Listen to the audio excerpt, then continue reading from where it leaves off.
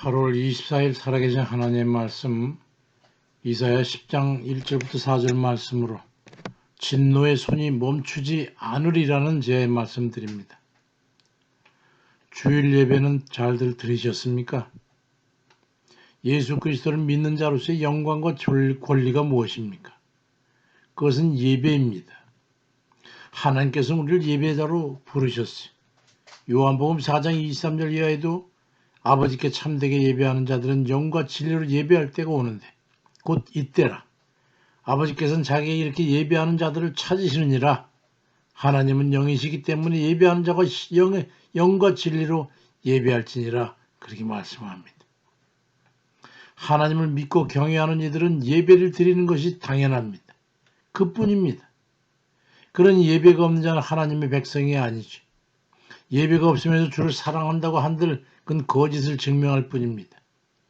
하나님의 신앙을 예배를 통해서 증명됩니다.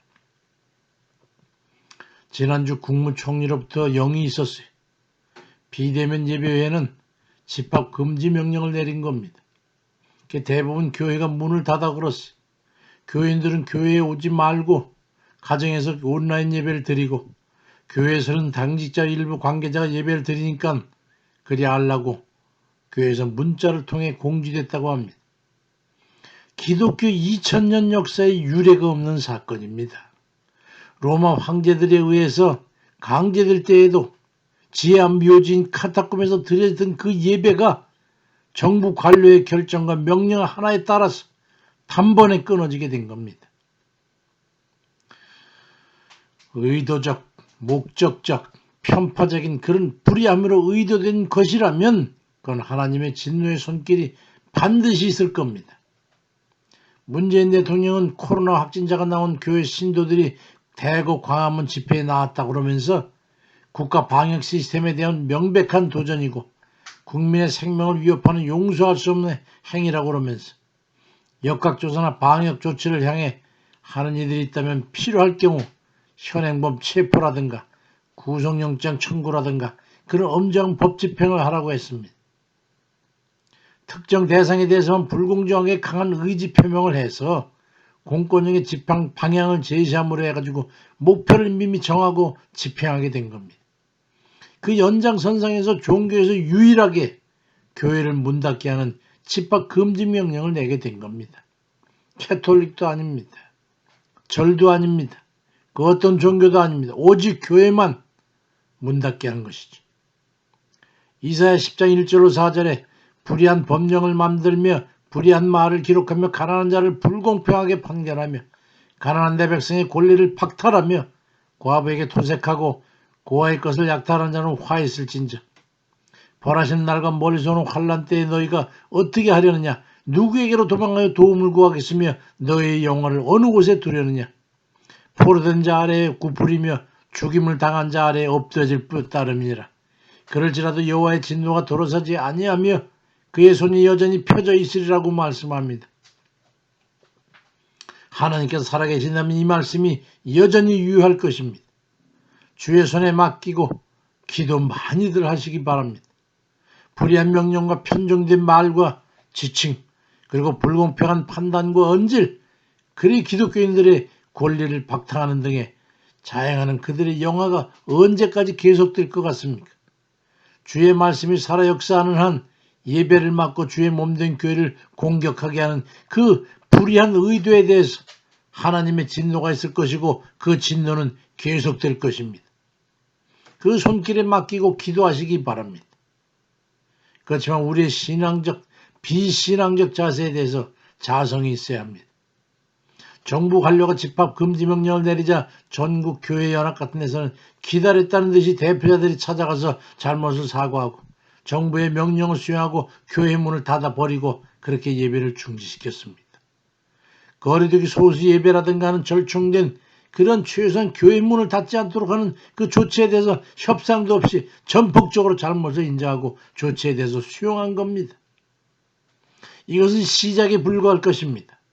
불공평한 세상날의 명령에 단번에 굴종해서 예배를 끄는 사내는 어느 사회주의자 그 장관의 바람처럼 교회 재편과 중교회 삼자교회 같은 그런 세속적 지시와 지도를 받는 그런 교회로 전락시키게 되는 시작점이 될 겁니다. 그젯밤 기도 중에 서쪽 하늘에 거대한 사단의 가가대소하는 그런 모습을 보여줬어요. 거대한 사단이 사주를 받은 세력에 괴게 당한 겁니다. 사단이 비웃고 조롱하고 있습니다. 이 땅의 그리스도인들 전체를 조롱하고 있어요. 그러고서도 우리가 주의 종이라고 합니까? 교회에서 목사가 성도들에게 교회 오지 말라고 한 거예요. 교회에서 교회 오지 말라고 한 것은 교회를 아주 끝장낸 거 아닙니까? 예배를 드릴 수 없다니 말이죠. 신자들은 텔레비전과 휴대폰 앞에 앉혀놓고 자기들 몇 사람이 교회 앉아 예배 드린 게 그게 예배입니까? 주께서 성경 어디에 그렇게 하라고 말씀하신 곳이 있습니까? 누가복음 14장 27절에 누구는 자기 십자가를 지고 나를 따르지 않는 자는 능히 내 제자가 되지 못하리라고 말씀하고 있고, 마태복음 10장 38절에는 또 자기 십자가를 지고 나를 따르지 않는 자는 내가 합당하지 아니하다고 말씀하고, 누가복음 9장 23절에 그래서 아무든지 나를 따라오려거든 자기를 부인하고 날마다 제 십자가를 지고 나를 따르라고 했던 그 주님의 말씀이 기억납니다. 수많은 그리스도인이 로마의 콜로세움 경기장에서 사자에 찢기고 산채로 기둥에 묶여 기름을 끼얹어 불에 타게 하여 로마의 한우를 밝히고 서로 고발하여 산 신자들끼리 잡혀 죽게 하는 그런 그 로마에서 베드로가 도망쳐 나올 때 건너편에서 주께서 걸어오시는 걸 보고 그 유명했던 말, 주여 어디로 가시나이까 쿠어바디스라고 한 말하니까 주께서 로마의 저들을 위해서 내가 십자가를 지러 간다고 하는 그런 말씀을 듣고, 아닙니다, 제가 가겠습니다. 그리고 뒤돌아가서 십자가에 거꾸로 매달려 죽었던 베드로를 우리 모두가 다 기억하지 않습니까? 우리가 그렇게 살겠다고 그러지 않았나요? 엄포로 협박하는 그 사단의 도구 앞에 머리 숙여 굴종함으로써 교회를 문 닫고 교회 오지 말라고 하는 그런 이들이 주의 종이라고 할 수 있습니까? 우리가 종이라고 할 수 있습니까? 거꾸로라도 십자가를 질 수 있는 그 방도를 이제 마련해야 될 때가 온 겁니다. 성부와 성자와 성령의 이름으로 종이라고 사명을 받을 때 이제는 십자가 지고 가겠다고 서약했었는데 그를 믿고 주께서 사명을 맡기셨는데 오늘 주일 예배 못 드린 데가 많지 않습니까? 그 종들은 다 죽었어요. 십자가를 질 종놈들이 없는 거예요. 이를 어찌합니까? 예수를 구주로 고백한 이들이 전부 한 번 모여서 역대하 20장 12절 이하의 여호사밧처럼 우리를 치러오른 이 큰 무리를 우리가 대적할 능력도 없고 질이 멸면 무너지는 이 교회도 어떻게 할 줄도 아지 못하고 오직 주만 바라보라이다. 그러면서 그리스도인들 모두가 다 그들의 아내와 자녀 어린아이들까지 더불어서 하나님 앞에 섰다가 백성과 더불어 의논하고 노래하는 자들을 택해서 거룩한 예복을 입히고 우리들 앞에서 행진하게 하고 여호와를 찬송하면서 여호와는 위대하시도다, 여호와 하나님 앞에 감사하세, 그 인자심이 영원하도다 하면서 저 인왕산 아래 푸른 기와지까지 우리가 가봐야 되지 않겠습니까? 하나님께서 저들을 무너뜨릴지 어찌합니까? 이사야 56절 1절에도 보니까 여호와께서 이와 같이 말씀하시기를 너희는 정의를 지키며 의를 행하라. 이는 나의 구원이 가까이 왔고 나의 공의가 나타날 것임이라고 말씀합니다. 어떻게든지 우리가 예배는 드려야지요. 예배가 없이는 우리 죽는 거 아닙니까? 교회가 문 닫히면 교회 문 밖에서라도 예배는 드려야지요. 이 땅에 동성애 조장하고 전염병같이 퍼지게 한 자는 하나님의 공의가 정죄하셔서 갖지 않습니까?